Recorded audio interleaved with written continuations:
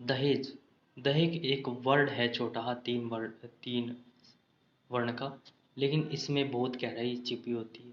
बहुत लंबी कहानी होती है इसकी। अक्सर आपने सभी ने देखा होगा कि दहेज को लेकर के कितनी आपने कहानी और कितनी सच्चाई सुनी है, लेकिन एक ऐसी सच्चाई अभी 2 दिन पहले सामने आई है। तो आइए आपको दिखाते हैं। बेटा ठीक है। हाँ ठीक है बेटा, समझाओ क्या करा है? खेत में रहे बेटा, सब करने लगे। एक लाई है। हाँ एक लाई बेटा। पापा हर प्रेम का गणेश पापा मैंने तो 2 साल फांस की खा लिया, मैं तो जमा दुखी होली गणेश के बात है बेटा, सही बताओ। मैंने नहीं गिरा, तेरी बेटी ने इतना बन दिया थे, 2 साल फांस खा ली मैंने। खाली ना बेटा, मैं गलत कर पापा के करूं कितनी सारा दिन पापा गोड्या में कागज धरे रहो, पापा जो गिंदे तेनू बोले कागज पायाड़ी ले दे रही की फेर दी। 1 महीने के बाद तो जी वो दहेज के पीछे पड़ दिए जी। भरोसा था जी प्रशासन पे, फिर देखो जी मतलब हाल कुछ हो नहीं रहा। ना तो पुलिस ने पकड़ा और ना उन्हें पकड़न दिया, तो पुलिस का आगे आदमी भाग गया कैसे? टाइम डीएसपी साहब आए थे, नाम तो उसका जानता नहीं क्या नाम है डीएसपी का, तो उसने पूरा आश्वासन दिया हमारे को। मैं बोला भाई मैं पूरा काम करूँगा, कहाँ जाओगे भाग गए, और आज तक कोई कार्रवाई नहीं। लड़की की को बता दें कि आज हम करनाल के बला गांव में मौजूद हैं। यहाँ से एक दिल दहलाने वाला मामला सामने आता है, जिसमें कि एक लड़की की लगभग 7 महीने पहले है शादी हो जाती है और लड़की को दहेज से प्रताड़ित किया जाता है। और लड़की की जो लास्ट की कॉल रिकॉर्डिंग है उसके पिताजी से उसकी बात होती है, वो भी खूब वायरल हो रही है। इसके बावजूद भी प्रशासन हाथ पे हाथ रख के बैठा है। तो देखा दोस्तों आपने, कहते हैं कि बेटी बचाओ और बेटी पढ़ाओ। दूसरा वाक्य यहाँ पर ये भी कहते हैं लोग कि बेटी नहीं पाओगे तो बहू कहाँ से लाओगे। तो ये फॉलो करते गवर्नमेंट भी। अभी सरकार ने भी कहा है कि बेटी अभियान स्टार्ट किया है, बेटी बचाओ बेटी पढ़ाओ, बेटी को हर ऊंचाई को छूने दो, बेटी को वो दर्जा देना चाहिए जो एक बेटे को दिया जाता है, और आखिर ये दिया भी जा रहा है। लेकिन जब बात आती है हमारे इस तरह के केस की, तो सरकार कहाँ चली जाती है, कहाँ पीछे रह जाती है। आखिर सरकार को ऐसा क्यों नहीं दिखाई देता, उनकी आंखों पर इस टाइम पर्दे क्यों ढक जाते हैं जो उनको ये चीज़ें नहीं दिखाई जाती। मेरा मीन्स यही है कहना कि जब कोई इस तरह की दुर्घटना होती है, इस तरह की कोई घटना होती है, तो उसमें सरकार आगे क्यों नहीं आती, क्यों अपने पहलू नहीं करती, उन पर कार्रवाई क्यों नहीं करती है, क्यों पहले जनता को भड़कना पड़ता है। लेकिन अगर यहाँ पर कोई कदम उठाया जाता है तो सरकार फिर जनता से नहीं पूछती, खुद ही फैसले लेती है। आखिर क्यों?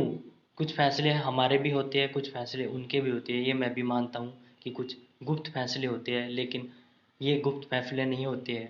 इनको जनता जो है उनकी भी सुनो और अपने अकॉर्डिंग भी फैसले लो।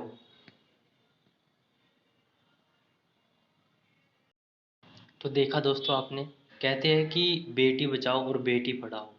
दूसरा वाक्य यहाँ पर ये भी कहते हैं लोग कि बेटी नहीं पाओगे तो बहू कहाँ से लाओगे। तो ये फॉलो करते गवर्नमेंट भी। अभी सरकार ने भी कहा है कि बेटी अभियान स्टार्ट किया है, बेटी बचाओ बेटी पढ़ाओ, बेटी को हर ऊंचाई को छूने दो, बेटी को वो दर्जा देना चाहिए जो एक बेटे को दिया जाता है, और आखिर ये दिया भी जा रहा है। लेकिन जब बात आती है हमारे इस तरह के केस की, तो सरकार कहाँ चली जाती है, कहाँ पीछे रह जाती है। आखिर सरकार को ऐसा क्यों नहीं दिखाई देता, उनकी आंखों पर इस टाइम पर्दे क्यों ढक जाते हैं जो उनको ये चीज़ें नहीं दिखाई जाती। मेरा मीन्स यही है कहना कि जब कोई इस तरह की दुर्घटना होती है, इस तरह की कोई घटना होती है, तो उसमें सरकार आगे क्यों नहीं आती, क्यों अपने पहलू नहीं करती, उन पर कार्रवाई क्यों नहीं करती है, क्यों पहले जनता को भड़कना पड़ता है। लेकिन अगर यहाँ पर कोई कदम उठाया जाता है तो सरकार फिर जनता से नहीं पूछती, खुद ही फैसले लेती है। आखिर क्यों? कुछ फैसले हमारे भी होते हैं, कुछ फैसले उनके भी होते हैं, ये मैं भी मानता हूँ कि कुछ गुप्त फैसले होते हैं, लेकिन ये गुप्त फैसले नहीं होते हैं। इनको जनता जो है उनकी भी सुनो और अपने अकॉर्डिंग भी फैसले लो। तो दोस्तों देखा आपने कैसे इस चीज़ में लोग कहते हैं, कुछ लोग कहते हैं कि ये एक आत्महत्या भी थी, लेकिन कुछ लोग कहते हैं कि ये एक जो कदम उठाया गया उन जैसे उनके घर वालों से बात हुई है, घर वाले मीडिया में कह रहे हैं कि उसका जो जिम्मेवार है उनके ससुराल वाले हैं। तो मैं भी यही कहूँगा कि उसका जिम्मेदार है तो वो ससुराल वाले हैं। ऐसा क्यों है? क्योंकि अगर किसी भी संविधान कहता है कि किसी भी व्यक्ति पर कोई बाहरी फोर्स लगाया जाए, अगर बाहरी तरह से उसको परेशान करता है और यहाँ तक कि घरेलू मामलों में परेशान करता है ससुराल वाले उसको दहेज वगैरह के मामले में, तो उसको आईपीसी धारा के 498 जो धारा होती है उसके तहत उसको बंद किया जा सकता है, राइट। अब ये आत्महत्या का मामला नहीं है क्योंकि उन्होंने फोर्स डाला है उस पर, आत्महत्या उन्होंने मजबूर होकर की। हालांकि उन्होंने भी एक कदम गलत उठाया है क्योंकि अंकिता के घर वालों ने जैसे बताया कि वे बातें करते थे कि मैं देश को ऐसे करूँगी, मैं देश को जंग को लड़ना चाहिए, जंग से पीछे नहीं हटना चाहिए। मरने से क्या होगा, मरने से कोई फ़ायदा नहीं होता, हम जीने के लिए आए हैं, हमें जीना चाहिए जीवन में। जीवन एक बार मिलता है, बार बार नहीं। इस तरह की बातें अंकिता अपने घर वालों से बोलती थी, लेकिन उन्होंने ये कदम मजबूरी में उठाया। हालांकि गलत कदम था, लेकिन अंकिता चाहती तो वो भी कर सकते हैं। लेकिन अब जो सरकार चाहती है, जो जनता चाहती है, तो इसको मद्देनज़र रखते हुए उनको धारा 302 के तहत मर्डर केस साबित किया जाए। और मर्डर केस ही है एक तरह से, मैं तो यही कहूँगा क्योंकि मर्डर केस ही है ये। तो क्योंकि उन्होंने फोर्स किया उसकी वजह से उन्होंने आकर के जो है आत्महत्या किया, सुसाइड किया। तो एक तरह से जो फोर्स जाता है उनको श्रेय मर्डर का ही जाता है और वो उनके घर वालों को जाता है, उनके ससुराल वालों को जाता है।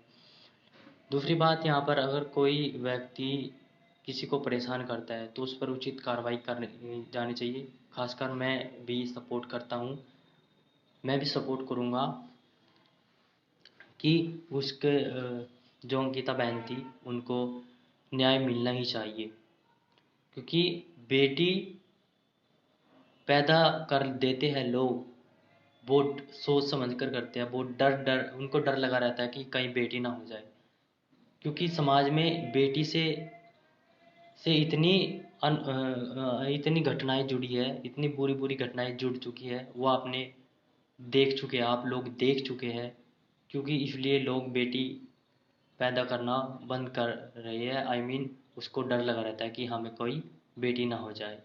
तो यही कारण है आज की जो पॉपुलेशन बढ़ रही है उसमें बेटी कम होती जा रही है। कलयुग का जमाना बन गए ਜਾਂਦਾ ਜਪੈਰਾਂ ਘਾਥ ਲਾਂਦੀ ਸੋਰੀ ਸੁਸਰਾ ਦਾ ਮਾਸਟਰ ਹਾਂ ਦੁਪਹਿਰ ਆਂਦਾ ਜਪੈਰਾਂ ਘਾਥ ਲਾਂਦੀ ਸ਼ਾਮ ਨੂੰ ਸੌਂਦੀ ਜਪੈਰਾਂ ਘਾਥ ਲਾਂਦੀ चार टाइम पैरा घाथ। आज किसकी बेटी लावा है, देखिए किसी की बेटी लांदी और फिर भी उन्हें मेरी बेटी की आत्महत्या कर दी।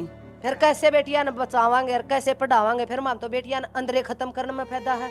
हम पालन के, पोषण के, ब्याण के, पढ़ाने के ये दिहाड़े तो ना हुए और फिर दूसरे दुश्मन खपा कर आवारा घूमे। इस तक तो अंदरे खपा दो बेटी ने। फिर तो अब बात कर लेते हैं थोड़ी सी फिर से दहेज के बारे में। दहेज हमारी जो है ये पारंपरिक प्रथा है, पारंपरिक प्रथा चली आ रही है पिछले बहुत सालों से, ठीक है। तो इसको ख़त्म करना एक तरह से ख़त्म नहीं किया जा सकता है, क्योंकि इसको ख़त्म करना पूरी तरह से अलाउ नहीं होता है। इसको डिजाइन किया जा सकता है, हाँ, इसको सुधारा जा सकता है। अगर कोई जैसे कानून बने हुए कि दहेज के मामला में कोई किसी को तंग करता है तो उसको सज़ा दी जाएगी, उसके प्रति कार्रवाई की जाएगी। तो इसी प्रकार मैं ये कहूँगा कि दहेज जो होता है, दहेज वो एक बेटी से कनेक्टेड नहीं होता है, वो एक डिफरेंट पॉइंट होता है। इसको साइड में रख दो। बेटी बेटी होती है और वे आप उसको बहू मानो, बहू को बेटी मानो, ठीक है। बेटी के समान मानो बहू को, क्योंकि वो आपका भी एक मेंबर बन जाती है। आपके आने के बाद एक फैमिली का जो है मेंबर बन जाती है। उस मेंबर के साथ कैसा सलूक करना चाहिए वो आप लोगों को पता होना चाहिए, वो आप लोगों को जानना होगा कि कैसे उसको। दहेज क्या है? एक निजी आवश्यकता है, जो दूसरा कह सकते दान भी है, बेटे को दिया गया दान है, और कुछ नहीं है दहेज। दहेज एक निजी आवश्यकता है, इसको साइड में रखो और बेटी को पहचानो और बेटी की अहमियत को जानो, तभी देश आगे बढ़ेगा। तो दोस्तों मैं भी अंकिता बहन का दुख करता हूँ और तो अंकिता बहन के मरने का दुख हमें भी है दोस्तों। मैं तो यही कहूँगा कि उनको न्याय मिलना चाहिए, क्योंकि और कानूनी तौर पर ही मिलना चाहिए, क्योंकि न्याय जो करने का काम होता है वो कानूनी तौर पर ही अच्छा रहता है, कानून की सहमति में अच्छा रहता है। लेकिन अगर हम जो न्याय करते हैं, आम जनता जो न्याय करता है, वो न्याय तो फिर में भी कर लेते हैं, लेकिन वो कानून फिर उन पर भी कार्रवाई करती है। तो बेटर यही होगा कि हक में लड़े उनके, और मैं यही चाहूँगा कि अंकिता बहन को न्याय मिले और सरकार उनको जल्दी से जल्दी न्याय दे, मैं यही रिक्वेस्ट करता हूँ। तो दोस्तों बस यही है मेरा। तो दोस्तों थैंक यू। ओके, जय हिंद, जय Bharat, and share this video please.